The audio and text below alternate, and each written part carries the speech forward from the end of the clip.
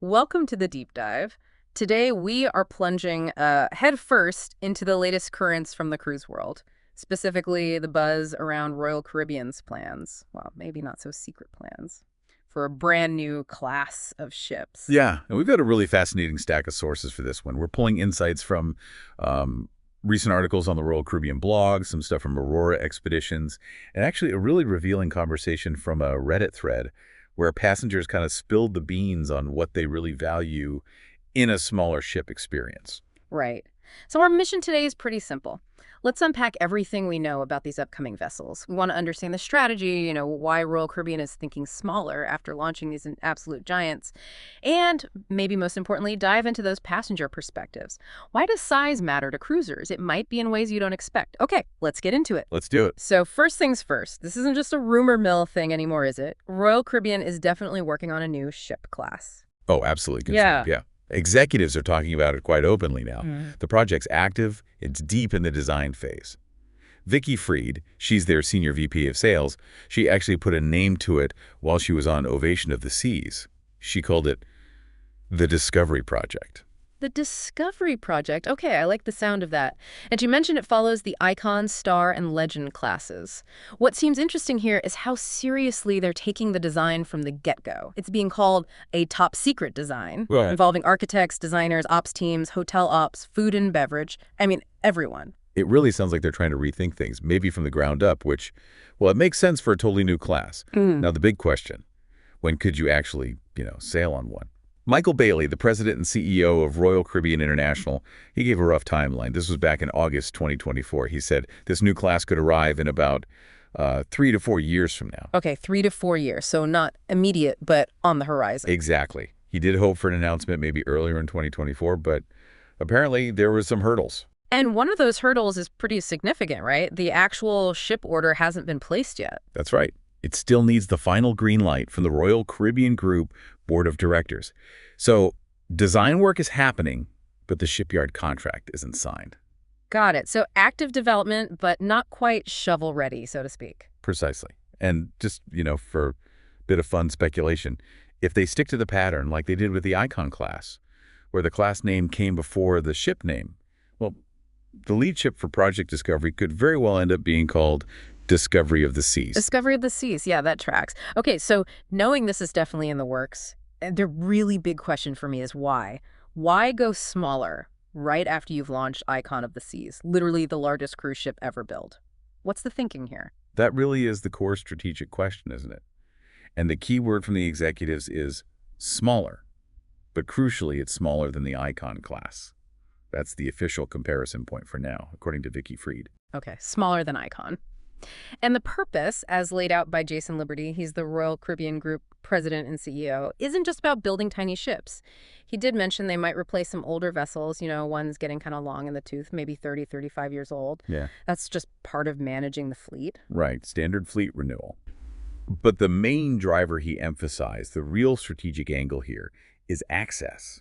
Port access. Liberty was really clear. He said these ships are more about where those ships can go. The aim is to get into a more unique and bespoke destinations, really to further diversify our footprint around the world. It's about opening up new routes, new possibilities. That makes a ton of sense. When you think about it, there are loads of destinations. Their current massive ships, the Oasis and Icon classes, simply cannot get into. They're older, smaller ships like Vision class, Grandeur of the Seas, that was built back in '96, right?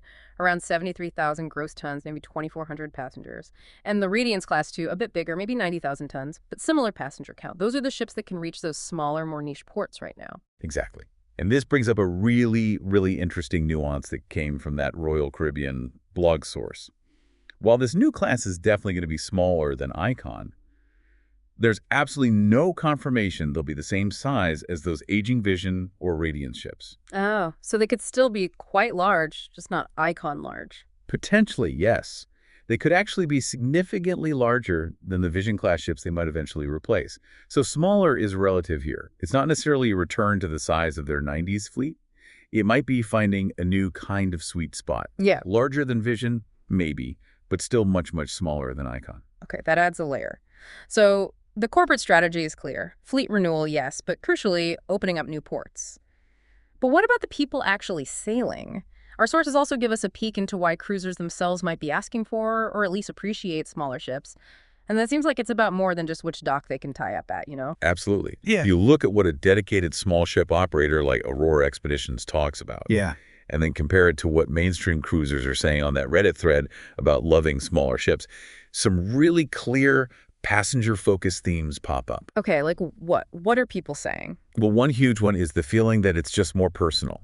Aurora Expeditions, for instance, they highlight better interaction. Staff, experts on board, fellow passengers. The crew might actually remember your name. They talk about feeling more like part of an expedition crew rather than just one of thousands. And that echoes what people said on Reddit, right? That feeling of community. Strongly, yeah. Users love seeing the same people crew and other guests more often. It just makes it easier to chat, to feel recognized. It creates a sense of community that's, well, frankly, harder to find when you're on a floating city. Makes sense. What else? Another major one, tied both to that expedition style and the whole port access thing, is direct access to the destination itself.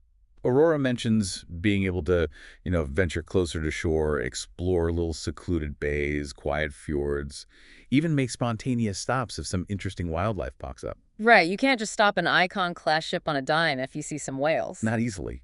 And there are practical rules, too. Mm. Like for places such as Antarctica, INOTO regulations mean only ships with under 500 passengers can actually make landings. That's a hard limit. Big ships simply can't do it. So smaller literally means you can set foot where others can't. Wow, okay. So physical access is key. Definitely. And tied to that, Aurora emphasizes how the focus shifts on their ships. It's more about the environment, the adventure outside the ship. It's less about the ship being the destination with endless onboard stuff, and more about facilitating that connection with the place you're visiting. Okay, that's the expedition perspective. Now, diving back into that Reddit thread in praise of smaller ships, what specific things did those cruisers point out? Sounds like there were quite a few details. Oh, it was a treasure trove. Yeah, lots of specific little things that clearly add up to a better experience for them. It's like what? Give us some examples. Okay, things like easy access to outside space, but on lower decks with shade, where you can actually hear the ocean and get that view without being way up high. Simple, but I can see that. What else? Adequate indoor seating areas. Sounds basic, right? But apparently, finding a quiet spot to sit inside can be a challenge on some of the mega ships. Interesting. People mentioned more direct access to officers if there's an issue, feeling like you can actually approach someone in charge easily. Okay, a feeling of responsiveness. Yeah, and an appreciation for like the build quality or materials on some older chips. Someone specifically mentioned liking real wood in the decor. The aesthetic touches. Less deck space being carved up into pay-to-use areas was another big one, more communal space. Right, and shows. Shows in smaller, more intimate theaters, where you feel closer to the performance. Maybe you can even meet the cast afterwards sometimes.